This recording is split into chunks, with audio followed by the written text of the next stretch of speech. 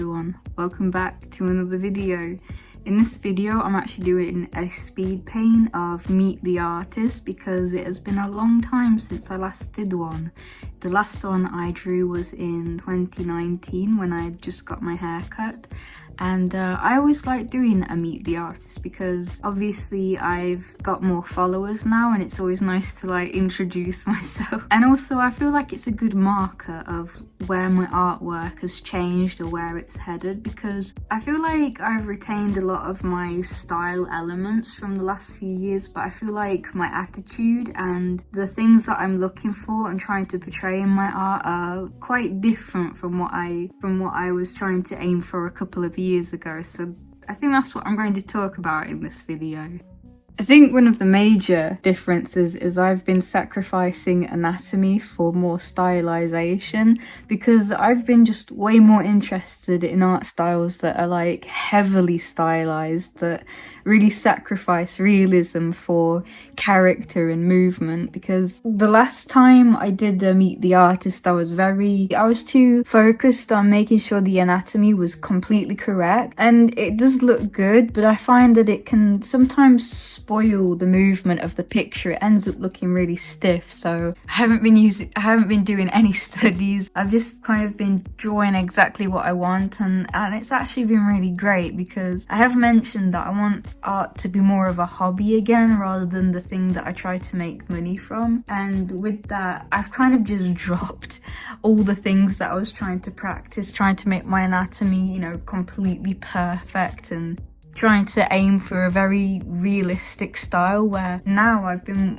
way more inspired by really graphic stylized art styles. And I think the one that inspired me most is Rise of the Teenage Mutant Ninja Turtles, which sadly only got 2 seasons, and the art style in that is amazing.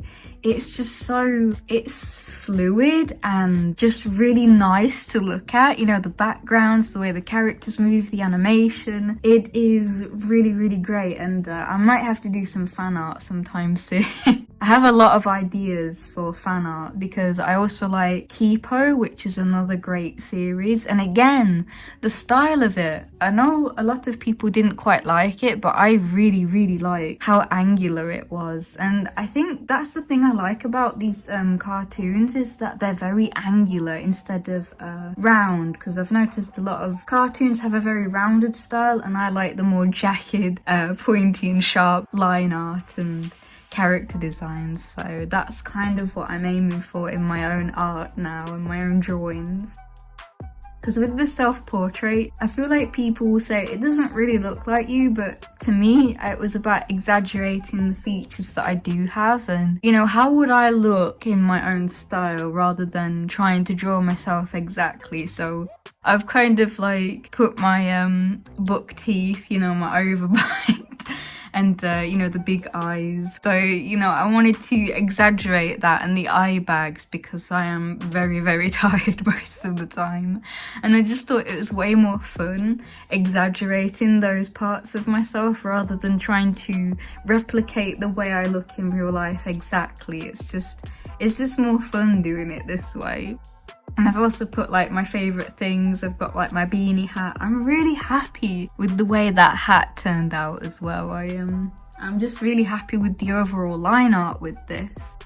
I think it was because I'd drawn a coloured sketch first, really rough, and I wasn't planning to turn it into a drawing, because I thought if I want to do a Meet the Artist, I wanted to do a more dynamic pose. But sometimes a standing pose is not bad. It's a good default to fall back on. So what I did to try and make it more interesting is add myself holding my scooter, because that's probably been one of my favourite things to do, though I don't get to do it a lot because the ground is soaking wet. But I'm really happy with the hand. I don't know, I'm really happy with this piece, and it feels good to be enjoying art again, though it did take me a long time to draw this. I kind of wanted to, I feel like I have been drawing a lot slower lately, even though if I look at my sketchbook, you know, it's getting full already.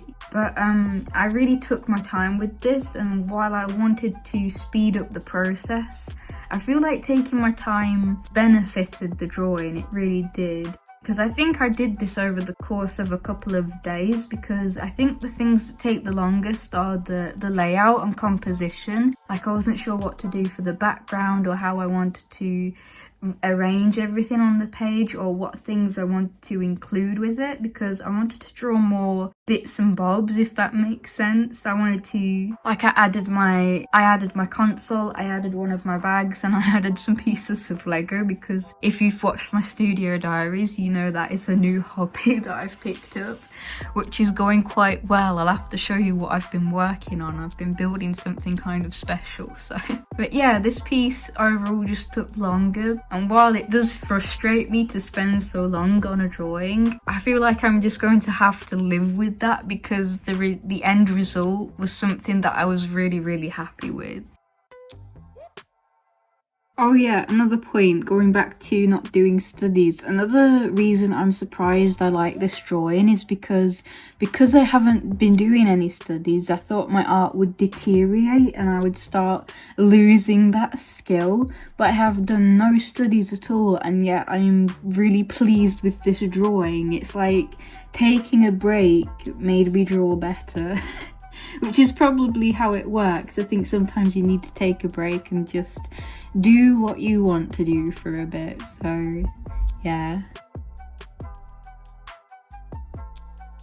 Yeah, and again, I think another point from one of my old Meet the Artists is that I was very worried about stagnating. It was like one of my biggest concerns, and that I had to keep pushing myself to do better and better.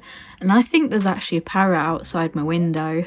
Okay, it wasn't a parrot. I'm just looking out the window, and there's like a massive tree, and there's like a patch of green that doesn't match the rest of the tree at all, because we do have these funny little green parrots that kind of show up every now and again, so I thought it might be one of those, but it's just a really weird green patch that doesn't match the rest of the tree, so so yeah, stagnating with my work.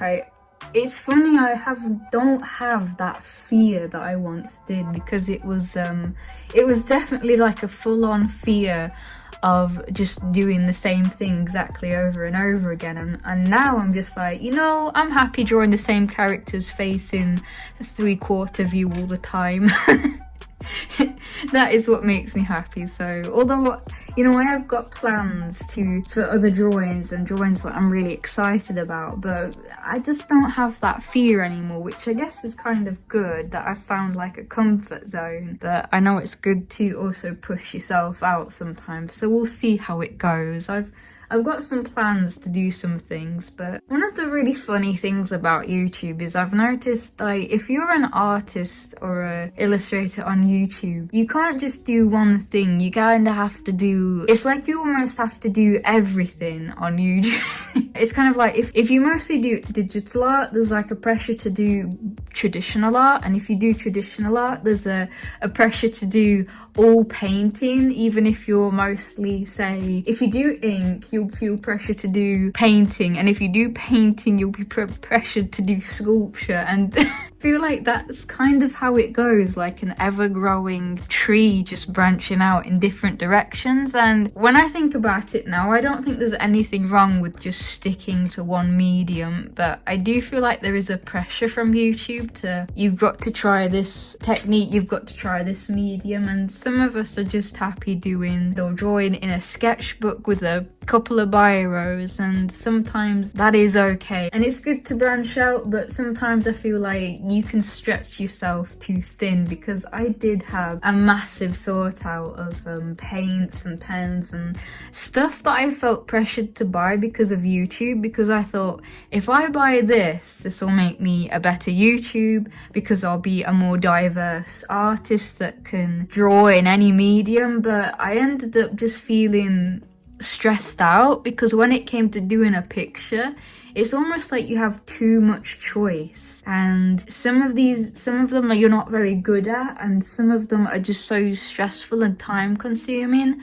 I know oil painting got big all of a sudden. It's like that is a lot of time and money for painting. I don't know if you've seen, there's like a picture online showing a picture of specific oil colors, and they're like £40, and it's just like, no.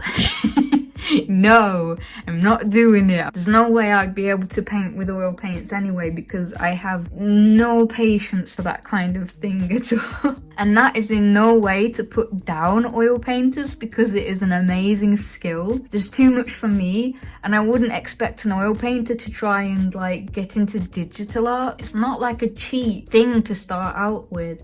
There are ways of cheating around those first time expenses, but it is still a lot of money to try and, you know, hobbies are expensive, art is expensive, and being pressured to buy different things to make yourself seem like you were a very skilled, diverse artist is, I feel like it's definitely a YouTube problem again. Also, it sounds like I'm picking on oil painters. I'm really not. I think it's an amazing medium, but it definitely looks like one of the most time consuming and one of the more expensive, especially with the cost of paints and canvases and all the oils and things that have to be mixed with it. So I'm kind of going off the experience that I had in college and a friend that was doing oil paintings, and I just remember them suffering a lot. So that's kind of my experience.